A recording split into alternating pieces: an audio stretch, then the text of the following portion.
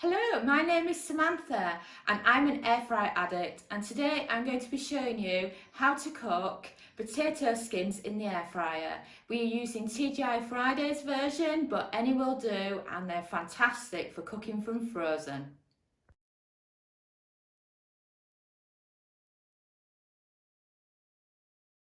Have you tried the air fryer free mini course? Are you new to the air fryer?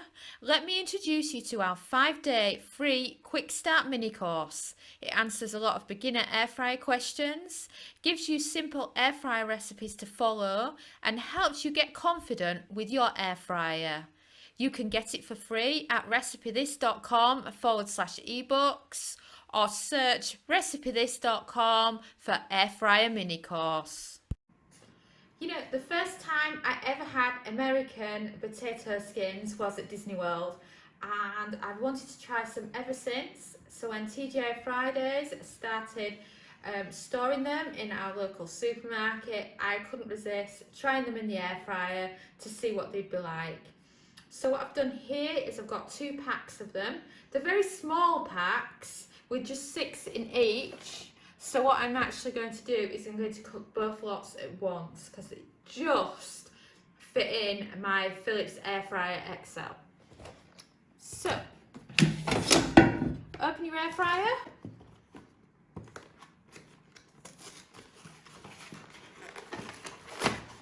Open up your boxes, and the problem I had last time, I don't know whether I'm going to have the same problem this time, is that I had a couple of them where the cheese had fallen out, and I was kind of concerned about how dirty it was going to make the air fryer basket. But these ones seem better than the last ones I got. And then get it so that it covers as much of the space as possible, because you don't want to have too many on top of each other. And the thing about these is, when us Brits make potato skins, we tend to fill them a lot bigger, and we tend to have bigger ones. These are quite small, so the cook time won't be too bad for them. So, as you can see, 9 perfectly fit, and we've got a pack of 12, so I'm going to just double layer a few of them. So, as you can see, perfect. These are cheese and bacon ones, and they're absolutely yummy. But you could make some ahead. Maybe you've had a party and you have a load left over. You can just place them in a Ziploc bag, throw them in the freezer, and then cook them from frozen using our guide today. So the next thing is to place the basket into the air fryer. You want to set the temperature to 180 Celsius, 360 Fahrenheit, and let's start with a cook time of 8 minutes. What I find with air fryer frozen food is if you start with your 8 minutes, you can check on your food, and then if it needs a little bit longer, you can add time to it later. So let's get it started.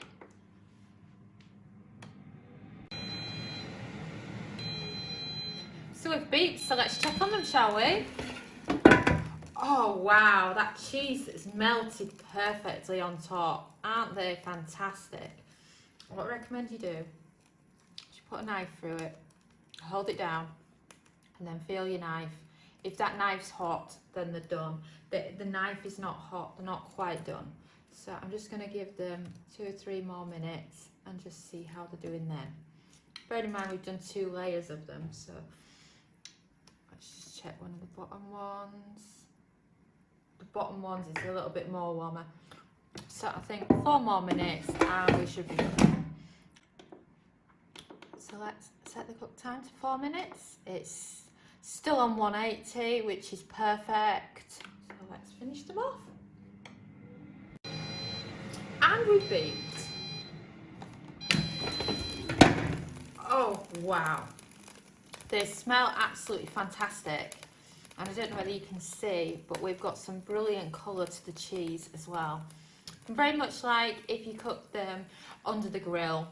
You know, you work in a restaurant, they start them off, they prep them in advance, and then they finish them off just by shoving them under the grill to give them that lovely bubbly cheese look. So they are just perfect.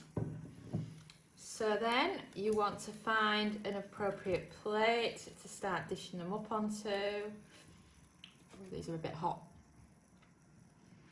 Let me just find my tea towel. So even by my standards, I normally grab all kinds of food, but these are just too hot.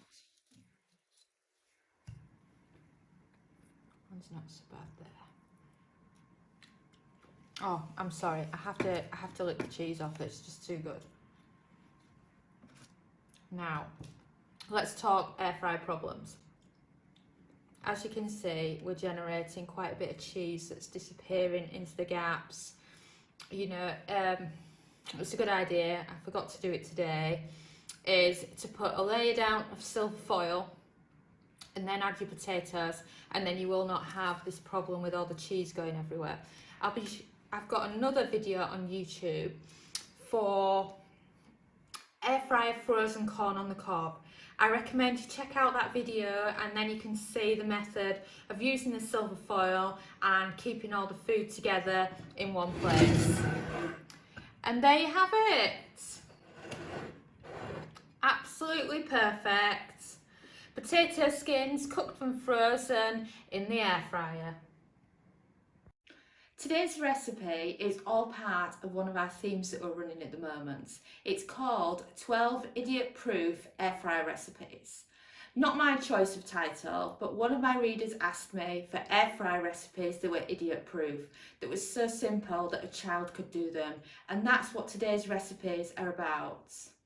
The reason we run themes on our YouTube channel is so that we can focus on a certain type of cooking. You can scroll through our videos and then see which one best applies to you, and then you can pick and choose which ones of our air fryer recipes you are going to recreate at home. Thanks so much for watching. We would love it if you joined the Recipe This family. You can get as involved as you like. You're welcome to follow us on Facebook or Pinterest. Join our Facebook groups, we have 2. Join our Kitchen Gadgets newsletter at recipethis.com/newsletter. Subscribe to our YouTube channel and don't forget to ding the bell for instant notifications.